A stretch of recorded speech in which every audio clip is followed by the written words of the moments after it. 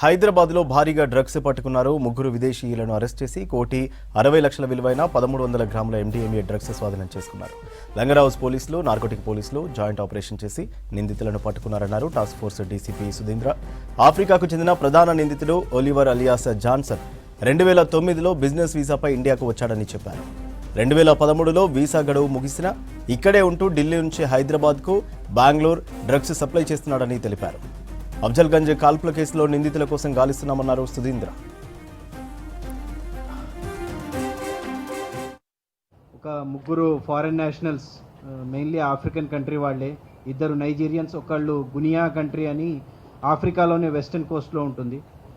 ఆ కంట్రీకి నేషనల్ని పట్టుకోవడం జరిగింది. సో ఇందులో వస్తే ప్రధానంగా ఫస్ట్ వన్ వస్తే ఇందులో నైజీరియన్ ఒక పర్సన్ పేరు ఆలివర్ అండ్ అలాగనే అలియాస్ జాన్సన్ అని కూడా అతన్ని అంటారు, అలాగే జాన్ అని, ఎంజీ అని. సో ఇతన్ని పట్టుకోవడం జరిగింది. సో ఇతను బేసికల్గా నైజీరియన్ నేషనల్ అండ్ 2009లో ఇతను బిజినెస్ వీసా పైన ఇండియాకి రావడం జరిగింది. ఇనీషియల్గా ఢిల్లీలో ఉండేవాడు. వచ్చిన దగ్గర నుంచి కూడా కొంత ఈ డ్రగ్స్ బిజినెస్లో దీనికి ఉంది అలవాటు. సో ఢిల్లీలో కూడా దీనికి ఈ డ్రగ్స్ వాటితోటి అలవాటు ఉండడంతో ఇతను ఒక కేసులో అక్కడ దొరకడం జరిగింది. 2013లో Lodhi colony police station Delhi, దాంట్లో ఇతను హెరాయిన్తో పట్టుబడి 5 years 9 months ఇంప్రిజన్మెంట్ అండర్గో అయ్యాడు. సో అక్కడ జైల్లో ఉండి అక్కడ ప్రిజన్లో ఉండడం జరిగింది. అక్కడే ఒక డ్రగ్ కేసులో హెరాయిన్ అమ్ముతూ పట్టుబడి. సో అది దొరికిన తర్వాత తను సబ్సిక్వెంట్గా బయటకు వచ్చినప్పుడు అరౌండ్ ఐ థింక్ 2018 ఆ టైంకే ఇతను వచ్చిన బిజినెస్ వీసా ఎక్స్పైర్ అయిపోయింది, తన పాస్పోర్ట్ ఎక్స్పైర్ అయిపోయింది. సో 2013లోనే ఇవి ఎక్స్పైర్ అయిపోయినా సిన్స్ పాస్ట్ 12 years తను మన దగ్గరే ఓవర్ స్టేలో ఉంటున్నాడు ఇండియాలో అన్నట్టు. సో తర్వాత తను ముంబైకి రీలొకేట్ అయ్యాడు.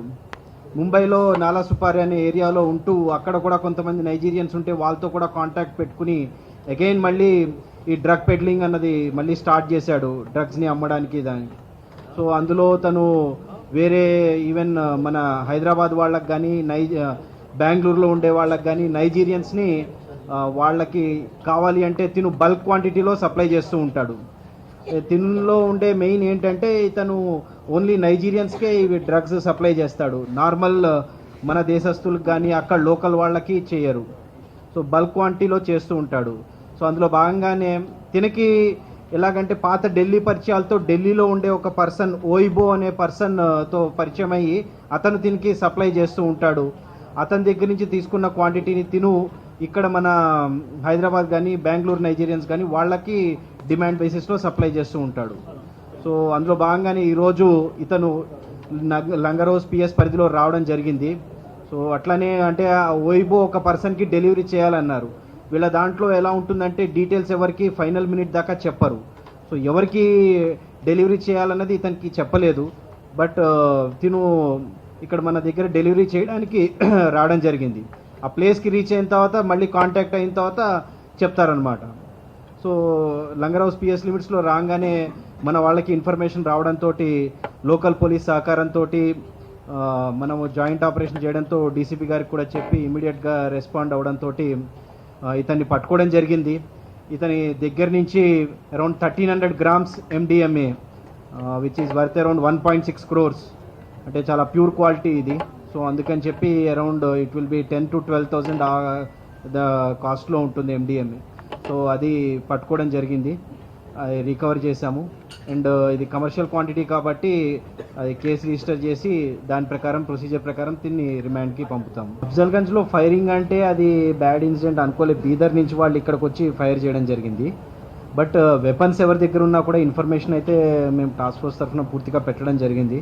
అది కొంతవరకు బీహార్ అన్నది అయితే కన్ఫర్మ్ అయ్యింది వాళ్ళది. సో